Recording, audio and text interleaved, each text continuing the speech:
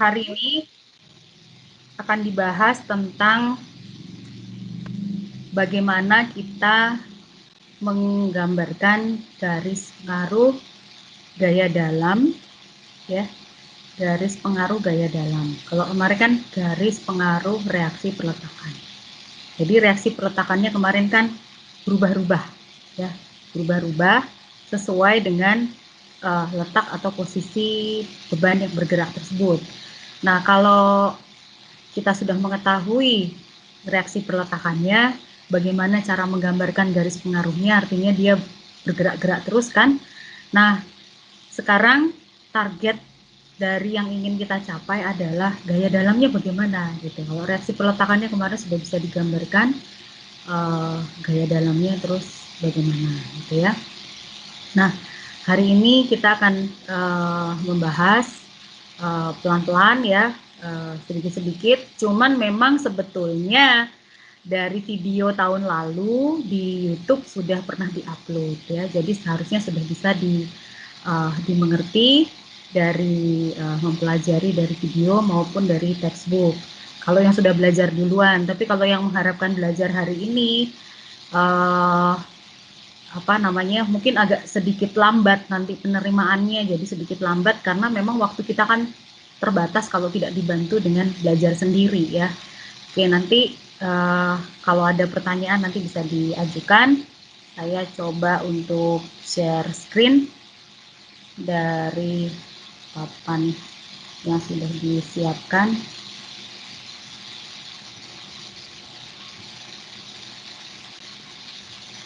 Oke.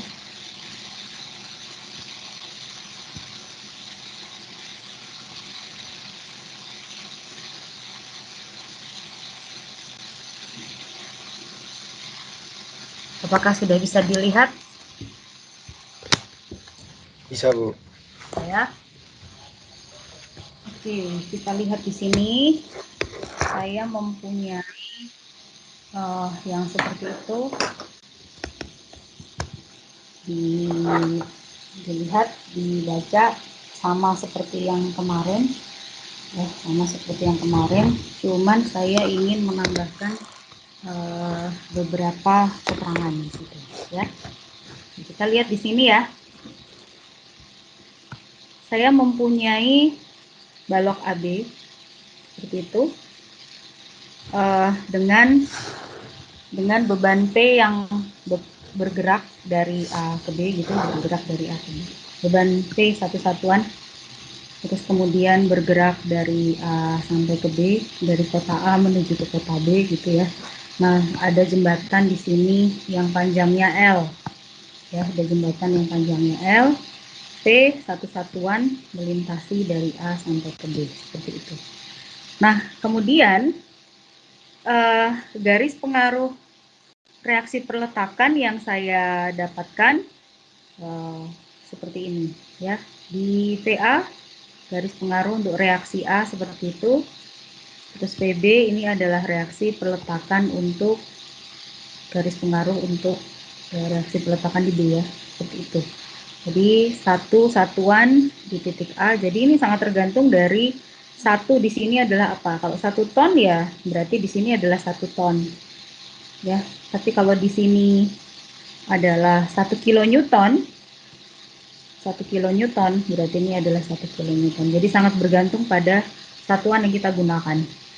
Nah, sekarang dengan kita menggambarkan TA dan TB seperti ini, maka gambar ini akan menjadi pattern atau template dari analisa yang mau kita lakukan selanjutnya ya. Nah, kemungkinan akibat dari beban yang tidak bergerak, artinya mungkin beban dari beban diam ya, beban statis, kemungkinan di titik C ini akan terdapat kondisi kritis di mana mungkin momen di sini maksimum gitu ya, misalnya seperti itu. Akan diketahui momen di sini yang maksimum itu apabila satu sudah diketahui, misalnya awalnya adalah di sini adalah momen yang maksimum misalnya ya diketahui, sehingga terus kemudian kalau di sini sudah akibat ada beban mati ya, yang seperti kita analisa kemarin, tapi terpisah misalnya sudah selesai dianalisa, ternyata di C itu maksimum loh momennya gitu. Nah ini sangat tergantung dari hasil analisa dari beban mati di bab yang sebelumnya gitu ya. Ditemukan maksimum itu di C gitu ya.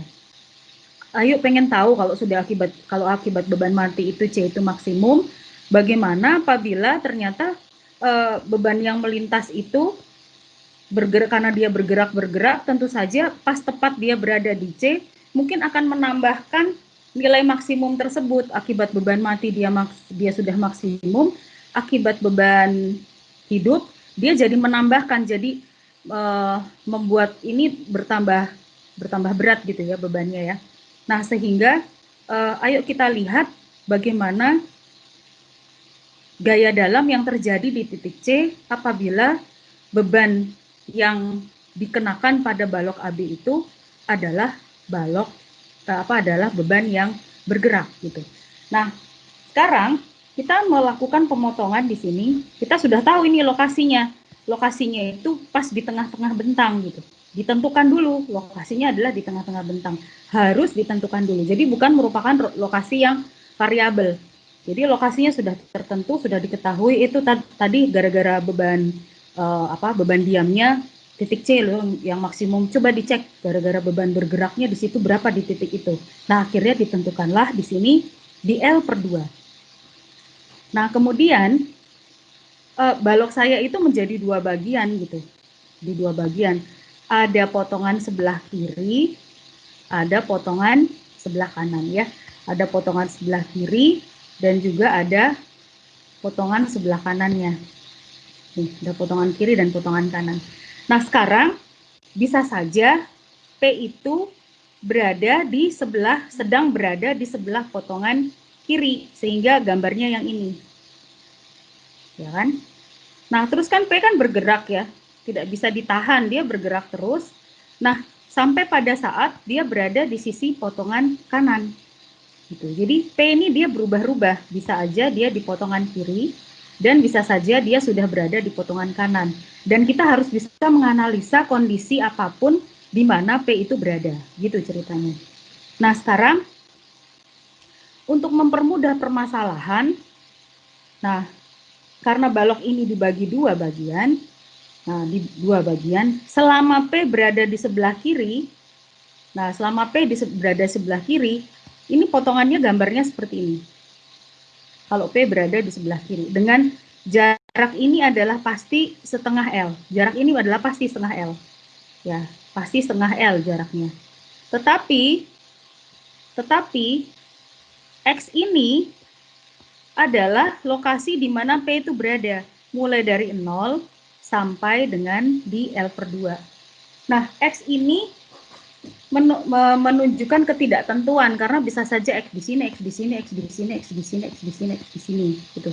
Sehingga untuk mempermudah permasalahan sebetulnya kita seperti cara statis tertentu di bab sebelumnya untuk bukan yang garis pengaruh, untuk yang beban diam, maka kita bisa kan melihat potongan kiri dan potongan kanan dan angkanya sama gitu ya, dan harusnya besarannya sama antara potongan kiri dan potongan kanan, terutama di momennya, ya kan, terutama di momennya, sehingga untuk memudahkan permasalahan ini untuk membuat dia menjadi simple, menyederhanakan ini, maka apabila selama P berada di A sampai C, dia hanya berjalan di A sampai C, yang kita lihat jangan yang potongan kiri, karena ribet, karena di sini masih mengandung P, gitu, mengandung P.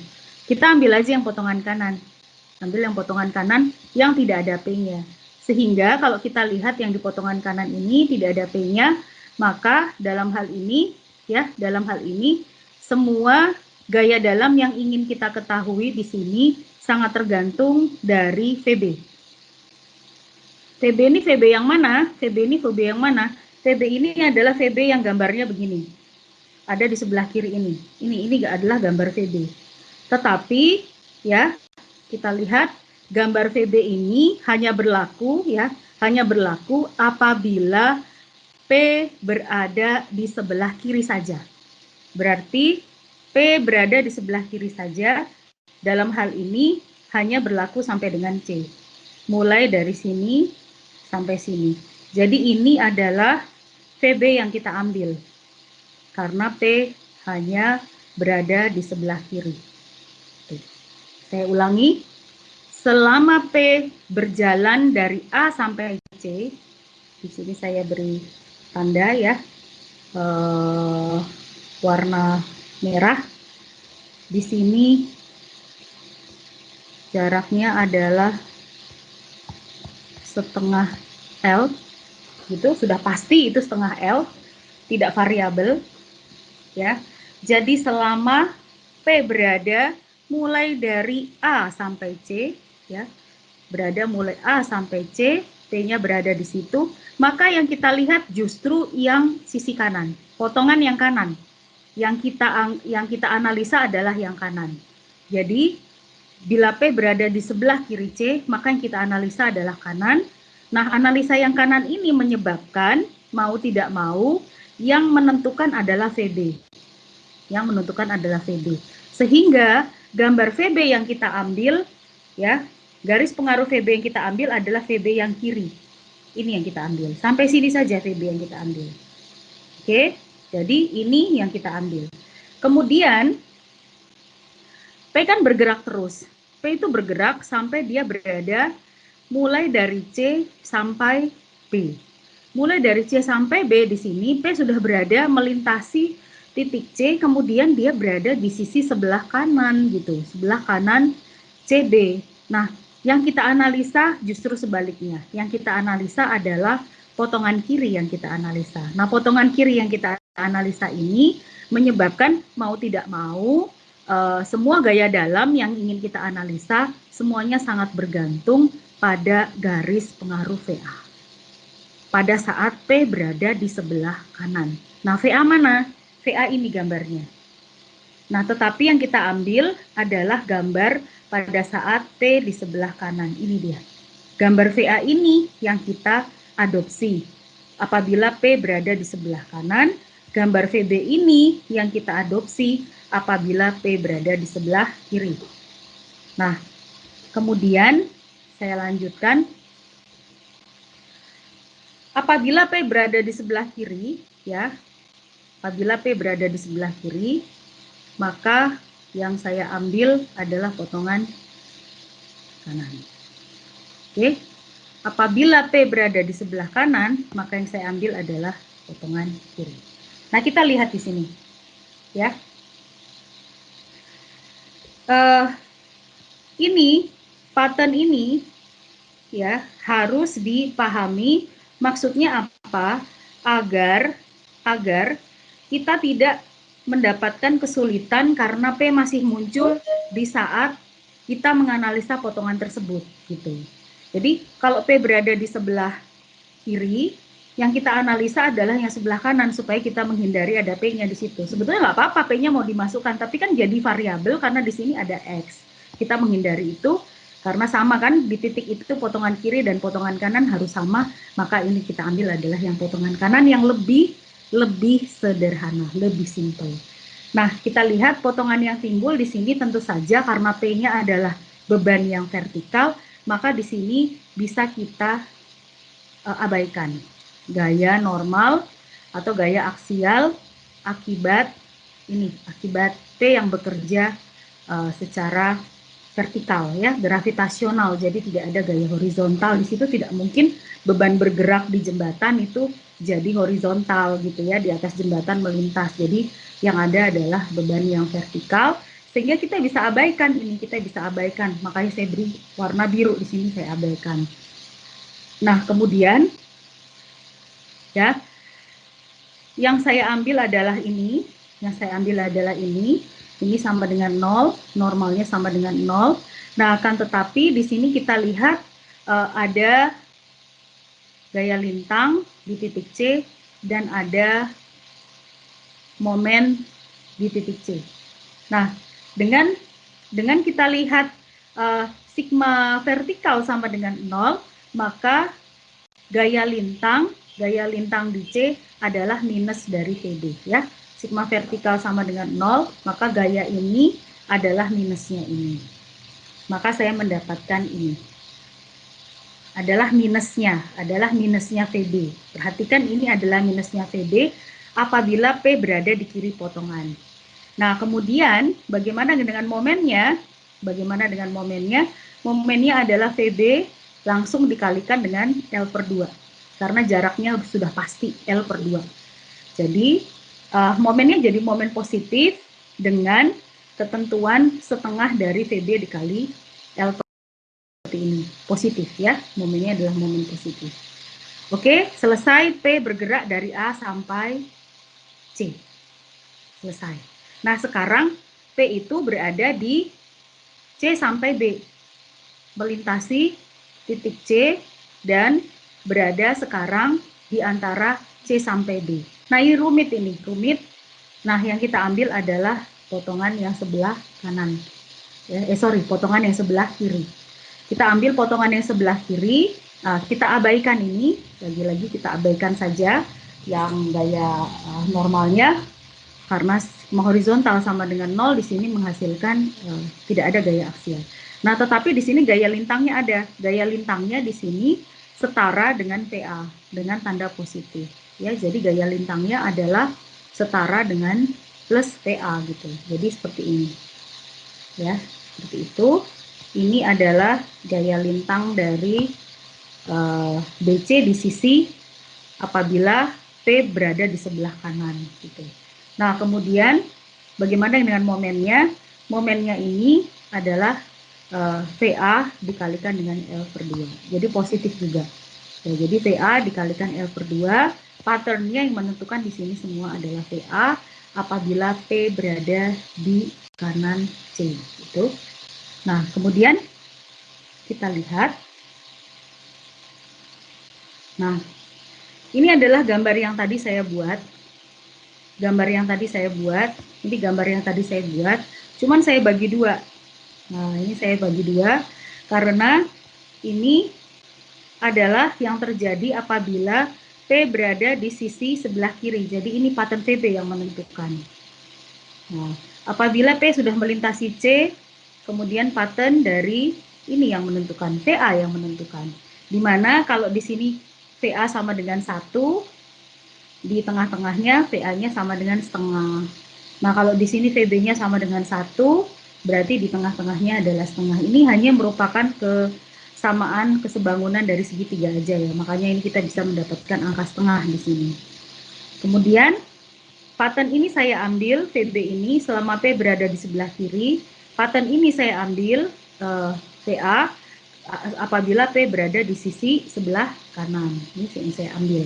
Nah, oke. Saya bagi dua, warna kuning dan warna hijau. Di sini dilihat, saya kembalikan ke gambar yang tadi. Warna kuning apabila P berada di kiri C. Warna hijau apabila P sudah berada di kanan C. Ya, P berada di kiri warna kuning. Ya, P berada di kiri saya pakai warna kuning. P berada di kanan saya pakai warna hijau. Ya. Gambarnya belum terlihat. Gambarnya sampai di mana tadi yang kalian lihat? Saya masih yang kotaan itu Bu, yang kotaan iya. hijau Halaman 2. atas kuning bawah. Iya, memang ini kotaan hijau ini. Iya, Pasti yang ada halaman 2 ya, Bu? kan? Yang ada awan-awannya kan? Oh iya, iya Bu. Oh iya. Benar, memang di situ gambarnya. Saya kembali, kan saya bilang saya kembali ke gambar sebelumnya. Jadi di sini saya kembali ke gambar sebelumnya, di mana P berwarna kuning itu saya beri tanda apabila dia berada di kiri. Dan P berada di kanan, dia berwarna hijau ya. Jadi yang berwarna hijau apabila P sudah melintasi C, berwarna kuning apabila P berada di sebelah kiri C ya. Oke, saya lanjutkan ke penjelasan yang tadi ya. Oke, ini gambar yang selanjutnya kan, yang gambar tadi. Jadi P berwarna kuning apabila dia berada di sebelah kiri C, dan P berwarna hijau apabila dia di sebelah kanan C. Nah, ini kiri dan ini kanan. Ya, ini kiri dan ini kanan. Sesuai dengan warnanya, kita lihat apabila P berada sebelah kiri C, yang menentukan adalah VB, dan kita tadi mendapatkan D di situ ya, gaya lintangnya adalah minus VB. Jadi VB gambar ini kan gambar positif ya. Tetapi untuk DC dia menjadi negatif. Jadi ini saya balik gambarnya menjadi begitu. Sampai sini cukup jelas? Jadi ini saya gunting. Ya, warna kuning ini saya gunting. Saya pindahkan ke sini karena analisanya tadi adalah negatif. Jadi kita kembali, saya kembalikan. Nah, analisanya di situ D-nya adalah negatif. Ya, kita lihat di sini D-nya adalah negatif. Warna kuning ya. D-nya di situ adalah negatif PB. Selama P berada di kiri yang dilihat potongan kanan, maka D-nya adalah negatif PB. Saya kembalikan ke gambar tadi. Oke. D-nya adalah negatif PB. Selama P berada di kiri. Jadi ini saya gambar ini saya gunting, saya tempelkan ke sini tapi tandanya negatif. Nah, kemudian warna hijau adalah apabila P sudah berada di kanan C. P itu sudah berada di sini, sudah jalan di sini. Nah, pada waktu P berada di sebelah kiri C, justru yang saya ambil kan potongan, P berada di sebelah kanan C, warna hijau ya. P di sebelah kanan C, justru kan yang saya analisa tadi kan potongan sebelah kiri, sehingga yang muncul adalah variabel dari VA. Di sini variabel dari VA. Sehingga pada saat P di kanan C itu yang warna hijau, VA ini yang saya ambil, dan analisanya adalah positif. Ya, saya kembalikan, kita lihat ini analisanya adalah positif VA. Positif VA. Nah, kita lihat di sini, maka gambar ini saya ambil ya. Kemudian saya gunting, saya letakkan di sini. Nah, seperti ini. Ya, jadi seperti itu. Ini adalah gambar gaya lintang dari garis pengaruh dari gaya lintang ya. Garis pengaruhnya seperti ini. Nah, bagaimana dengan momen? Nah, momen tadi saya kembalikan. Kalau di potongan, kita lihat di potongan kanan. Jadi selama P berada di kiri, yang kuning, P berada di kiri, yang kuning, maka momennya adalah setengah VBL. Setengah VBL. Ya, jadi sangat tergantung dari VB-nya di situ berapa gitu ya. Nah, kemudian pada saat P berada di kanan potongan, kita lihat di sini, M kirinya adalah setengah VAL. Setengah dari VA dikalikan dengan L. Nah, Maka gambar momennya untuk yang kuning di sini, ini saya ambil, tapi gambar ini saya gunting, tapi saya kalikan dengan setengah L. Ini VB dikali setengah L, positif. Nah, sehingga gambar VB itu saya tempelkan ke sini, tapi kan setengah VBL ya, setengah VBL. Jadi aslinya itu adalah gambar sama seperti gambar VB, tapi dikalikan dengan setengah L. Nah, sehingga di tengah-tengah sini aslinya VB-nya kan setengah. Di tengah-tengah sini kan VB-nya setengah. Dan dikalikan dengan setengah L di sini.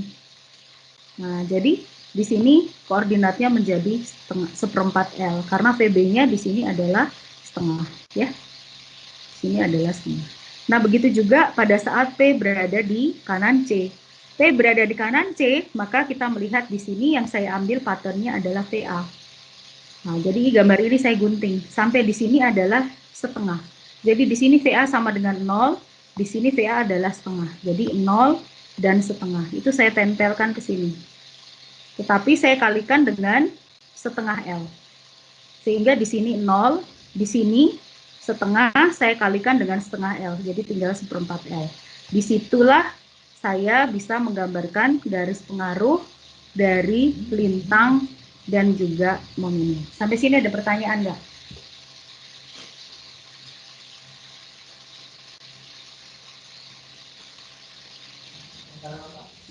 Permisi Bu, tadi dikali setengah L kenapa ya Bu? Momennya dikali setengah L.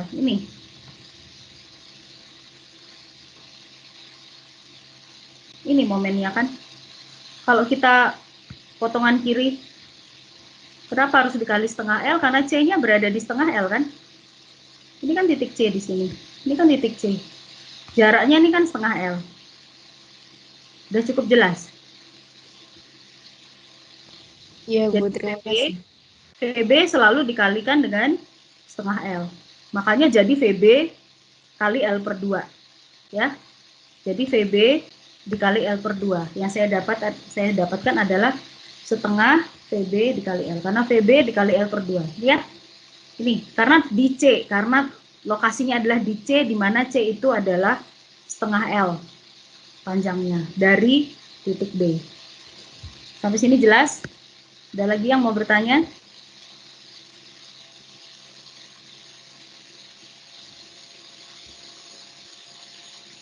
Cukup jelas? Ini saya beri tanda di sini. Gini. Nah, gitu kan? Ini loh. Nah, gini. Saya beri tanda itu. Ya, jadi biar tahu ini adalah titik C. Ada lagi pertanyaan? Jelas? Atau ada yang perlu diulangi? Nggak ada? Saya lanjut? Ada Bu, mau tanya Bu. Ya, silakan. Bu ini kan VB-nya kan setengah VBL Bu. Terus dikalikan setengah L itu kok jatuhnya seperempat L? Maksud Ya, VB-nya VB-nya kemana? setengah. Loh iya VB-nya maksudnya di titik ini setengah. variabel VB-nya kok kemana Bu? Ini loh, VB itu kan gambar ini toh. VB lah gambar ini sih. Ini kan gambar VB kan. Iya Bu. VB di sini 0. VB di sini setengah nggak? Gambar ini loh. Oh iya Bu. Nah, VB di sini 0 kan? VB di sini setengah. Sampai sini paham ya? Paham Bu. Kenapa ini setengah paham? Paham. Oke, berarti kan segitiga ini adalah segitiga di mana VB di sini 0, di sini setengah. Jika angka ini saya kalikan setengah L.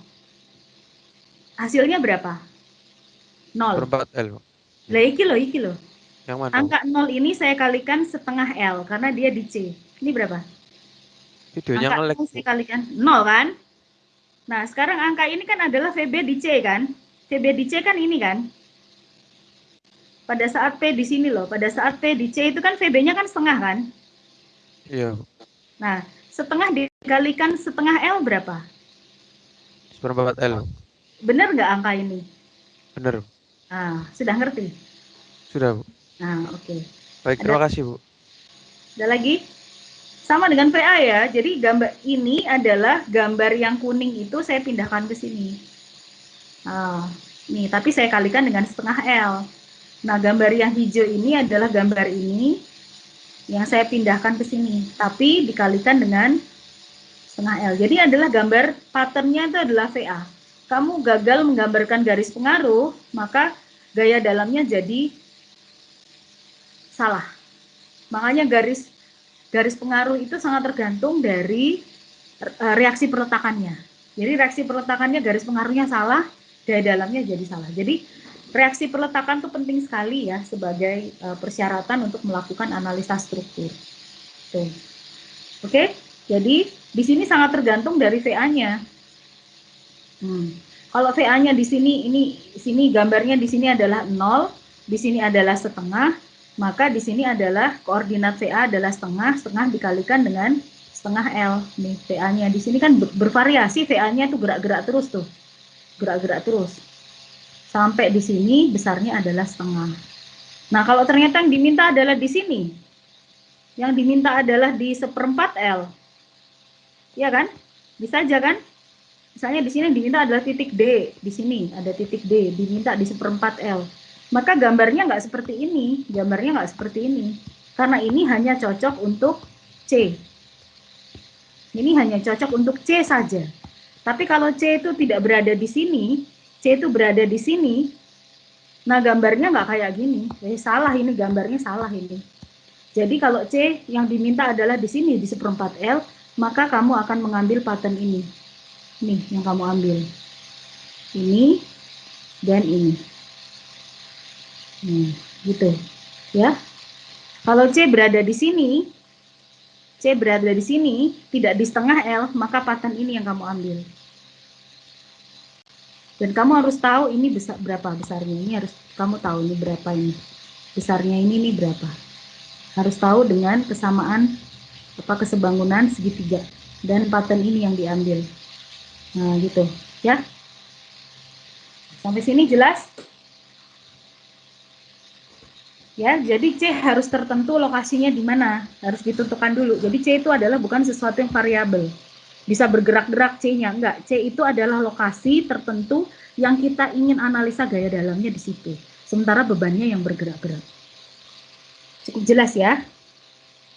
Ada lagi pertanyaan?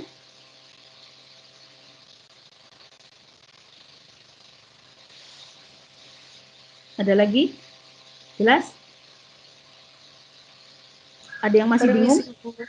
Ya, ini silakan. tadi yang VB-nya kenapa minus ya?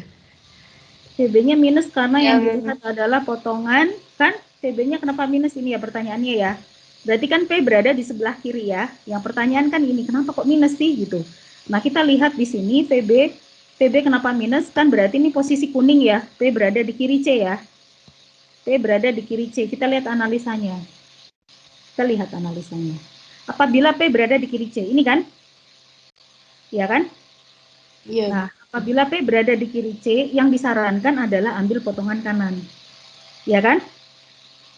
Ya, apabila P berada di kiri C, lihat potongan kanan. Kan ini ya. Ini adalah perumusannya. Apabila P berada di sebelah kiri, yang kita lihat potongan kanan. Yang kita ambil justru yang kanan, yang tidak ada P-nya. Karena P-nya berada di sini. Biar dia sibuk jalan di sini, tapi yang kita analisa mumpung dia ada di sini, yang kita analisa adalah yang sisi sebelah kanan. Gitu loh ceritanya. Jadi pada waktu kita menganalisa sebelah kanan, sigma vertikal sama dengan 0, gini loh. Sigma vertikal sama dengan 0, maka DC kan sama dengan VB, tapi negatif, ya kan? Iya nggak? Sigma vertikal sama dengan 0, maka DC sama dengan minusnya ini kan? Iya. Oh ya, sama-sama ke atas Bu ya. Soalnya. Ya, sama-sama ke atas. Jadi kan ini ditambah ini sama dengan 0 kan? Iya, pindah ruas. Ini ditambah ini sama dengan 0. Berarti kan ini sama dengan minus ini kan? Maka Iya. saya mendapatkan DC-nya adalah minus VB kan? Tapi itu kalau P berada di kiri. Kalau P warnanya adalah kuning, ya kan? Warnanya adalah kuning, maka DC adalah minus PB. Tapi kalau P itu udah di kanan, P berada di kanan, seperti seperti ini. Cepet-cepet yang kita ambil adalah analisa yang kiri, mumpung P-nya berada di kanan. P-nya berada di kanan, yang kita ambil adalah analisa yang sebelah kiri. Dimana kalau kita lihat di situ malah berbalikan tanda, kan gini ya, TA dikurangi DC sama dengan 0, maka DC sama dengan VA. Malah tidak negatif, malah positif kan? Ini ya, ini kan malah positif ya, ini dengan ini kan malah positif DC-nya. Jadi DC-nya di situ malah positif. Tapi kalau P berada di sebelah kiri ini, DC-nya malah negatif, tapi negatif PB. Tapi yang sebelah kanan, DC-nya positif VA, sehingga gambarnya gitu. Nah, pada saat P berada di sebelah kiri, warna kuning, dia minus PB. Jadi ini sama dengan gambar ini, sama dengan gambar ini, tetapi minus PB. Nah, di sini angkanya adalah setengah. Kenapa setengah ya? Ini karena yang kita ambil adalah ini. Yang kita gunting adalah ini. Kita tempel di sini, setengah. Nah, yang VA kebetulan di situ positif kan. Jadi P-nya kan di hijau kan, P-nya sebelah kanan kan, kanan C kan. Karena warna hijau kan, yang kita ambil adalah ini dan kita gunting, kita letakkan di sini. Sampai sini jelas nggak? Jelas, Bu. Ada lagi yang mau tanya? Soalnya bisa jadi pertanyaan dari salah satu di antara kalian itu merupakan juga unek-unek atau pertanyaan dari yang lain. Jadi jangan ragu untuk bertanya gitu. Jadi kalau nggak ngerti tanya aja, siapa tahu teman yang lain juga mempunyai pertanyaan sama. Jadi sekalian saya jawabnya. Ada lagi? Nggak ada?